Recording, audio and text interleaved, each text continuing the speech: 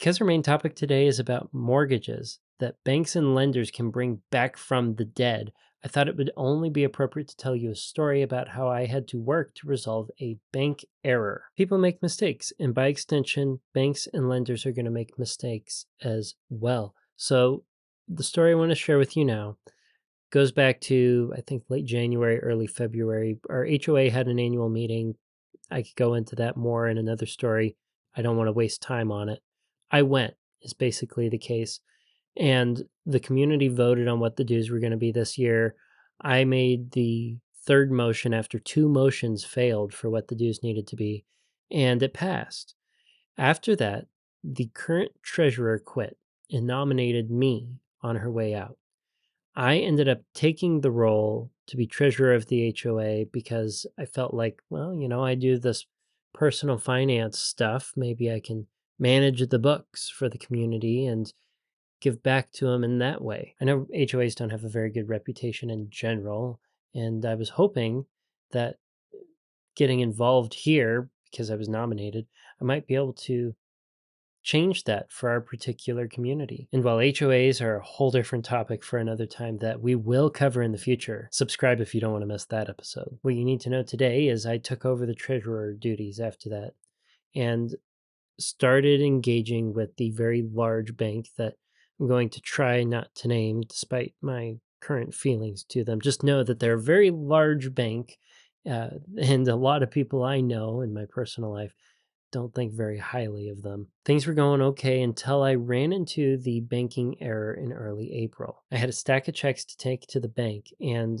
deposit, and this particular bank has changed their system so that you can't deposit more than 10 checks at a time for a single deposit. So they took my stack and broke it into 10 check chunks, except for the last one. I think there were 7 checks.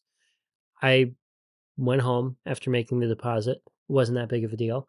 I got a letter, though, that following Friday. I made the deposit on Monday or Tuesday, and then that Friday, I got a letter in the mail. It said that there was error, a banking error on the deposit. So they issued a correction. They had taken $1,260 out of the HOA's account due to the error on the deposit. Now, I had the receipts from the deposits. I knew exactly what the totals were. I had an itemized list of every check number, and amount. I knew there was no error. I reconciled my receipts against the deposit. I was keeping good books. The back of this notice that I received that said that there was a problem showed the scans of every check from that 10 check deposit, except for one. One was missing.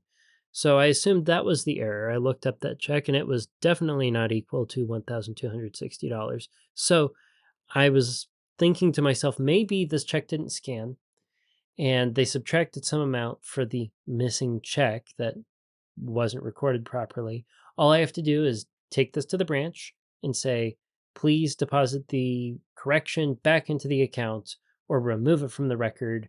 This is ridiculous. And that's what I did. I went to the branch, worked with them, sat in the lobby for almost an hour, a little over an hour, and they had discovered that, yes, there was another check. It didn't equal that amount, and that a correction was not necessary. They sent in a complaint to the main office, gave me a receipt that had absolutely no reference for what the complaint was about or what was expected to happen. It just had a due date on it and a little description of who to call if you don't see things changing. I was told that the error would be resolved that evening if I checked the online banking, and that was not the case. The due date, however, was the next day. So I waited through the whole next day and nothing happened. Called the customer service line and they told me, oh, it's in process. There's nothing we can do about it. They gave us a deadline. We didn't make it.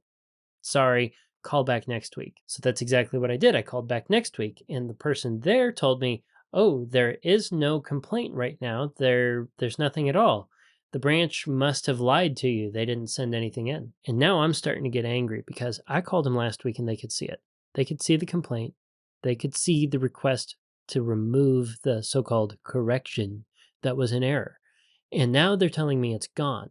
So I call the branch and say, hey, customer service is telling me you're giving me misinformation. The branch turns around and says that I need to go call customer service back and give them the business. And this starts a series of many phone calls over the span of the next week and a half. It was like 2.5 weeks total from this problem starting to when it was resolved. I talked to no fewer than 3 customer service managers, the last one of which finally was able to get a hold of someone in the place that they call the back office. You see, the back office is responsible for processing all of the corrections. They even recognized when the manager called them the particular request, and what they said was the back office does not make errors. So we kicked that one back. And it was at this point that the manager was able to finally reconcile what went wrong. Everyone I've talked to on the phone has been able to recognize that I'm not crazy. They told me I'm not crazy. They told me that because they know I'm not crazy, I should continue banking with them as the HOA treasurer. As the image that I hold of this bank went from bad to worse during this process, and I definitely would recommend that we switched away from them. I digress. Here's what happened. The unscanned check was irrelevant and unrelated to the error. The fact that the image didn't scan was because the scanner supposedly ran an update while things were scanning, but it was still processed appropriately. That doesn't make any sense to me. Why would they not go through and find the check and rescan it so it matched the records? What had happened was someone else who in the neighborhood banks with the same bank cut a check, and that check went through the scanner. And for some reason, even though the rest of the checks I deposited were deposited, ran in reverse. The scanner, the bank program, treated it as a debit from the HOA's account to be sent to the person who wrote the check. Now, isn't that ridiculous? This is an error that I think is inexcusable at a bank level, but it exemplifies the fact that banks can make errors. Humans can make error. In this case, there was a system error that was significantly worse than any human error that I ran into. And the thing that I found most aggravating is if this was my own personal account and I was dependent upon having that money there, it was not an insignificant correction that had occurred.